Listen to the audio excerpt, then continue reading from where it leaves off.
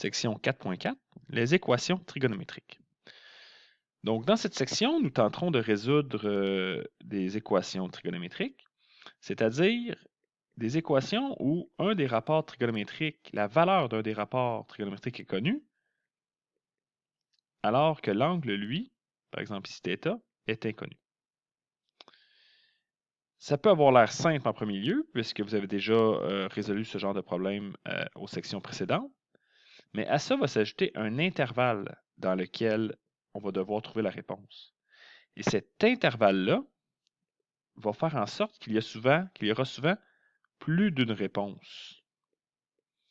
Ça peut paraître étrange en premier lieu,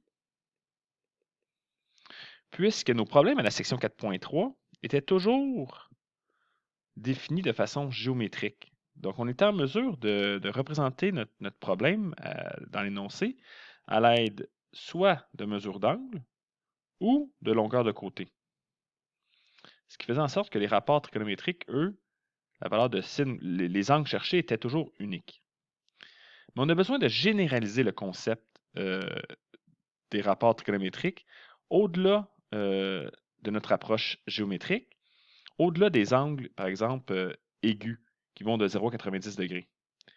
Donc, comment exprimer les rapports sinus, cosinus, tangente pour des angles qui sont, par exemple, au-delà de 90. Si vous utilisez votre calculatrice, quand vous écrivez sinus de 270 degrés, bien, ça vous retourne une valeur.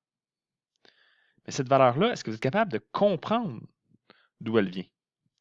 Ça va être important de saisir ces concepts-là, puisque, par exemple, dans vos cours de levée topométrique, lorsque vous aurez affaire à un cheminement polygonal, vous aurez différentes stations et vous utiliserez dans votre relevé les valeurs des gisements.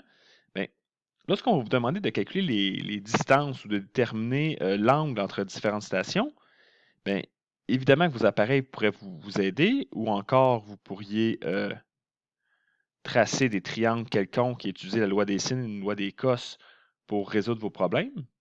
Mais cette méthode deviendrait rapidement fastidieuse.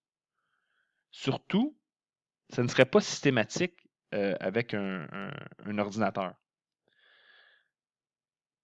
En ayant une approche algébrique, c'est-à-dire en utilisant le plan cartésien pour représenter nos coordonnées et surtout nos rapports trigonométriques, on sera en mesure d'utiliser des formules qui vont être beaucoup plus simples qu'à chaque fois être obligé de faire un schéma et de tracer un triangle, rectangle quelconque pour résoudre nos problèmes. Donc, des formules seront tirées de cette généralisation algébrique des rapports trigonométriques.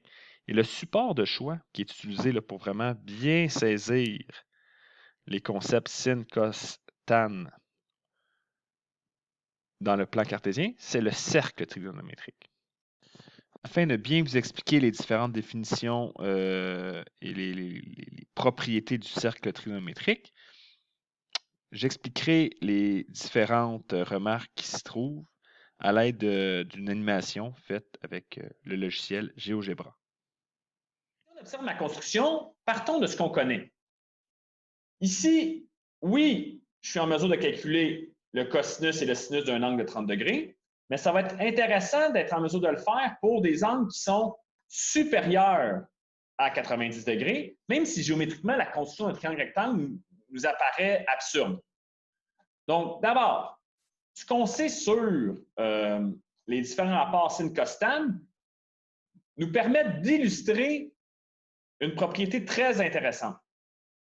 En prenant une hypoténuse de longueur 1, nous serons en mesure de construire un triangle où la hauteur et la base va être respectivement la valeur du sinus de l'angle et du cosinus de l'angle. Donc, vous avez une petite démonstration ici où on dit que sinus est égal à opposé sur hypoténuse.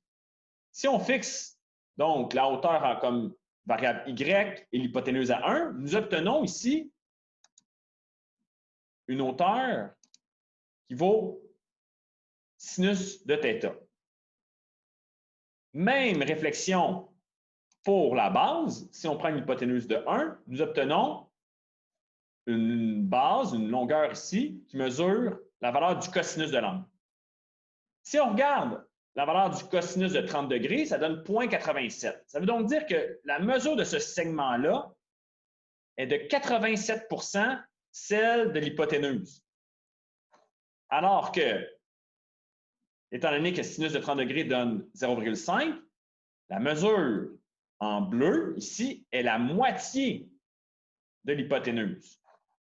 Si on s'amuse à faire varier l'angle, évidemment, la valeur du sin du cos varie.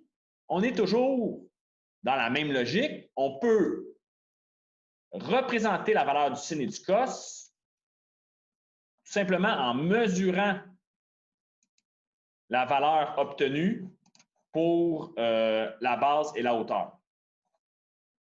Remarquez que j'ai pris la peine d'illustrer les valeurs en radians. On est capable de convertir degrés en radians.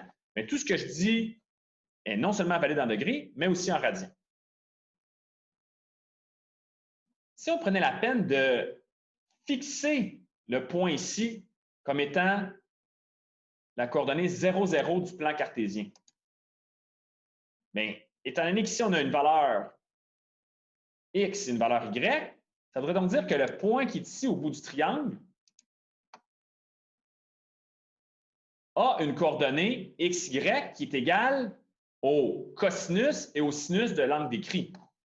Au fur et à mesure que l'angle bouge, la coordonnée xy change puisque la base et la hauteur du triangle changent. Vous aurez remarqué qu'étant donné que la longueur est toujours de 1 et qu'on tourne autour d'un point fixe, on est en train de décrire la trajectoire d'un cercle. Voilà notre cercle trigonométrique. Un cercle centré en 0, 0 pour lequel les différents points qui sont sur sa circonférence ont comme coordonnée xy la valeur du cosinus et du sinus de l'angle représenté en vert ici.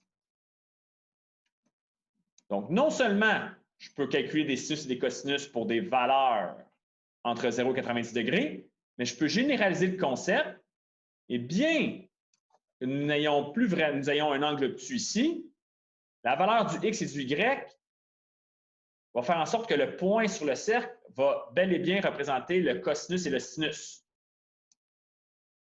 Donc, vous avez ce qui apparaît sur votre calculatrice ici. Et vous pouvez remarquer qu'on peut non seulement aller de 0 à 360 degrés, de 0 à 2π, mais on peut continuer. Par exemple, cosinus et sinus de 400, il y a une valeur qui nous est retournée. Qu'est-ce que ça représente? Bien, la hauteur, la base et la hauteur du triangle. Évidemment que 400 degrés va nous donner le même résultat qu'un sinus et un cosinus de 40 degrés. Si je vais dans le sens anti-horaire, l'angle augmente, alors que je peux aller dans les négatifs dans le sens anti-horaire, l'angle diminue jusqu'à obtenir des valeurs négatives. Donc, on est en mesure d'exprimer nos valeurs de sinus-cosinus, non seulement entre 0 et 2π, entre 0 et 360 degrés, mais pour une infinité de valeurs dans les réels. Dans les prochains exemples, on va vous demander de placer des points sur le cercle et d'identifier les coordonnées. Par exemple, pour un angle de 45 degrés, on se rend compte que la coordonnée ici, 0,71, 0,71, est très semblable à celle d'un angle de 135 degrés. La seule différence, c'est le petit moins. Dans une construction purement géométrique où on fait juste calculer les distances, c'est la même chose. Mais dans le plan cartésien, le fait d'avoir un moins ici vient du fait que le x est négatif, même si le y, lui, est positif. Donc, selon le cadran où on se situe, il va falloir faire attention aux signes qu'on met en x et en y. Finalement, dans les exemples, qu'on soit en degrés ou en radians, ça ne change pas grand-chose. Je fais juste attirer votre attention. Nous avons souvent l'habitude d'exprimer nos radians en fraction de pi. Si vous prenez votre calculatrice et vous écrivez pi sur 6, ça va vous donner 0,52. C'est équivalent. Dernier commentaire, vous aurez remarqué que repère utilisé, le 0 degré dans le cercle trigonométrique, est sur les abscisses. Ça se peut que d'autres repères soient utilisés. Par exemple, dans votre cours de levée topométrique, où le 0 va être ici. Mais sachez que dans les sciences fondamentales, que ce soit en mathématiques ou en physique, nous allons toujours avoir un 0 degré qui part des abscisses.